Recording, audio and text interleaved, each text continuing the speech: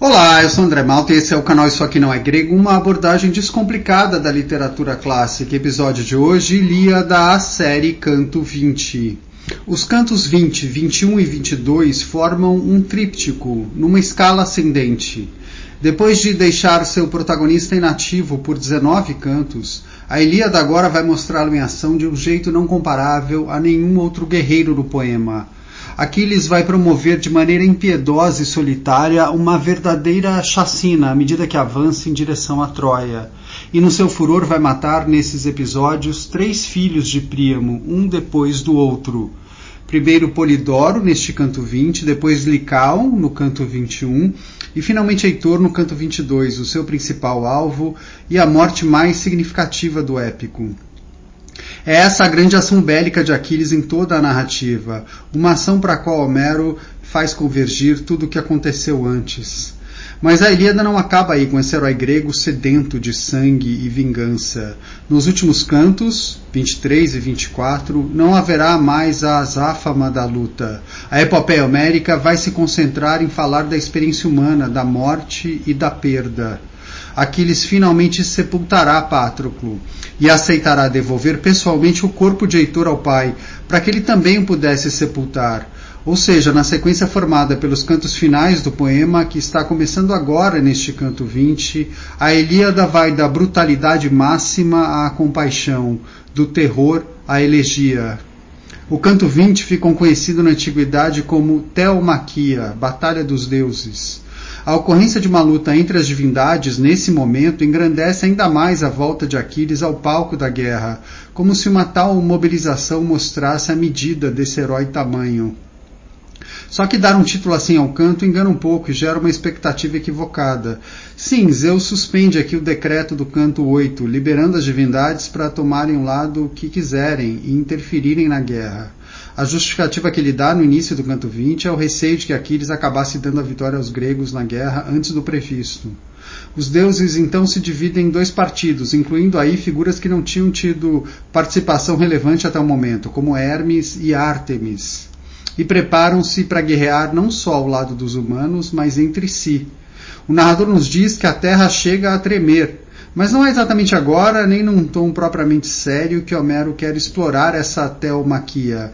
No fim, as divindades decidem se sentar num mirante para observar tudo, e o combate para valer entre elas é adiado para o canto 21, onde vai ganhar um tom de farsa, para contrastar com o plano humano.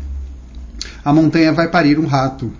Se a gente, porém, quiser levar a sério a ideia de uma teumaquia aqui, não tem como não considerar que ela deve incluir o mortal Aquiles, o herói que tangencia a existência divina e vira quase um deus em combate. Quem neste canto 20 primeiro se antepõe a essa figura semidivina, semi-humana, é Enéas, o herói mais importante do lado troiano depois de Heitor, e que já tinha se destacado no canto 5.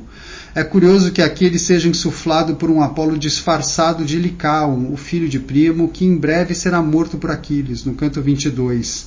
É interessante também ver que Enéas resiste ao chamado de Apolo, dizendo que já teve de fugir antes de Aquiles e que não é fácil lutar com quem tem Atena ao seu lado. Mas Apolo contra-argumenta que ele é filho de Afrodite, uma deusa superior a Tétis, a mãe de Aquiles, algo que na prática não quer dizer nada. Mas por outro lado quer, porque falar da linhagem nestes cantos ganha uma importância singular. Enéas então cede e acaba ficando frente a frente com Aquiles. A gente esperaria ação, mas não. Tal como ocorreu com Glauco e Diomedes no canto 5, os dois entabulam uma longa conversa, cujo tema, ironicamente, é a importância de conversar menos e agir mais.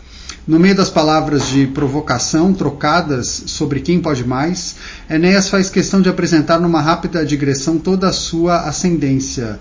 Faz sentido porque quando a luta finalmente começa, ele é salvo por Poseidon sob a alegação de que a raça troiana deveria continuar, tendo Enéas como seu rei. Sim, Poseidon, que luta ao lado dos gregos, salva o troiano Enéas, o que mostra que os partidarismos não são tão simples assim na Ilíada.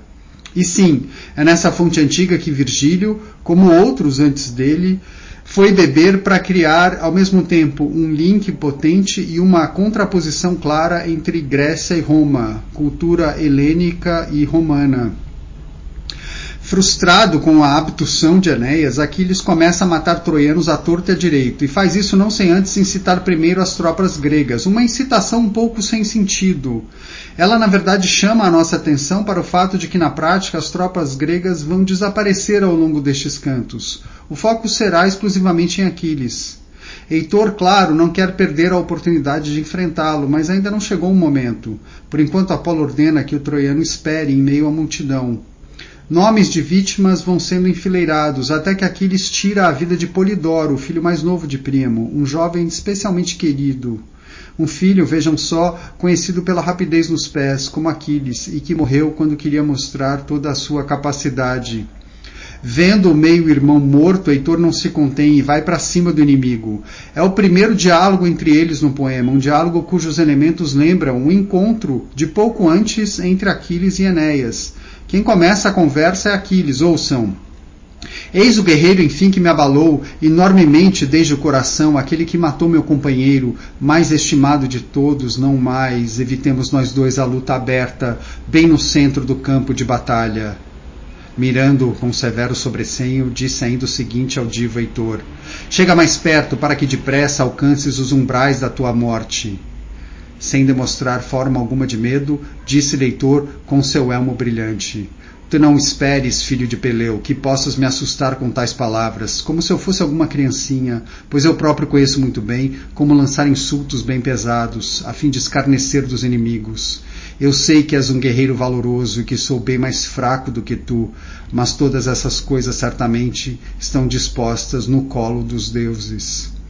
Fim da conversa, Heitor atira sua lança contra Aquiles, mas Atena, que nem sabíamos que estava presente, com um simples sopro a desvia, um prenúncio do que está por vir no canto 22. Veja Aquiles atacar agora, mas é aquilo que vocês estão pensando, mais um combate interrompido. Apolo cria uma névoa e leva Heitor embora em seus braços. Homero volta a narrar como Aquiles vai colocando os troianos em fuga, com mais nomes de vítimas fatais sendo enfileirados. É o que basta para a voz narrativa apresentar esse herói como se fosse um elemento da natureza fora de controle, uma imagem que tem tudo a ver com alguém que extrapola todos os limites. Ouçam.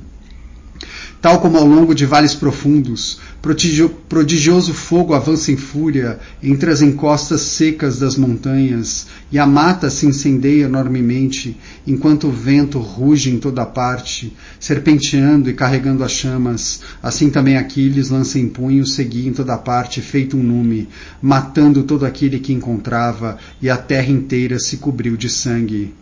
Parece que agora nem mesmo um deus seria capaz de deter Aquiles, porque Aquiles é quase como um deles. Ouçam.